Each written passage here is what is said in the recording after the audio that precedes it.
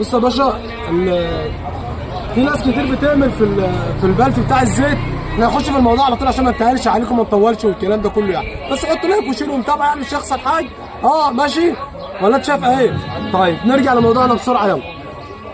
في ناس كتير بتيجي تحل مثلا لما يجي مثلا المكنه تاكل عندك زيت، او بتدخن، او بقالها فتره جامده تاكل زيت وبتزود زيت والكلام ده كله مش عارف ايه. فتيجي تبص للزيت لما بتزوده مره على مره فبيعمل زي نظام رواسب. الزيت بيتقل مره على مره، بيعمل رايش، بيعمل تقلان، بيكتم اخرام الزيت الكلام ده كله. فالمكنه تبدا ايه؟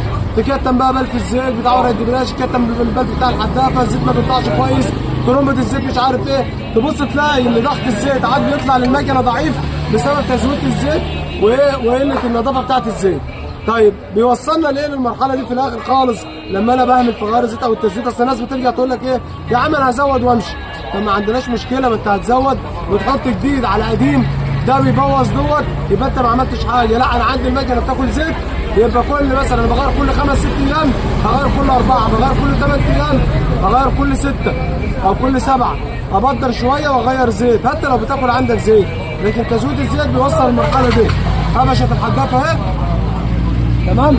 ايوه عشان خاطر ان الزيت ما عادش بيطلع بيغذي حتى ما جابش اهي. المكنه هتحل فوق وتحت دلوقتي عشان بلف الزيت انكتم من الروايش اللي فيه بتاع ورق الدبرياج تمام. كل ده انكتم، بلف الحدافه ما عادش بيضغط، ما عادش بيطلع زيت للمكنه فوق، الجزره بتاعت الحدافه ما بيوصلهاش زيت، المكنه قفشت هتحل فوق وتحت بسبب تزويد الزيت. طب ليه نوصل للمرحله ديت؟ الغرض من اللي انا بقوله كله او النصيحه اللي انا عايز اوصلها لك ان لو عندك المكنه بتاكل زيت ما تزودش، او كل مثلا فتره انا بغير زيت. يعني انا هزود، ممكن ازود مره واثنين والثالثه اغير، انزل الرايش بتاع الزيت كله وانضف المصفى واشتغل تاني زي ما لو انا ما معيش ان انا عمر. خلاص نصيحه للناس اللي بتزود زيت. لايك وشير ومتابعه للصفحه يا جدعان يلا.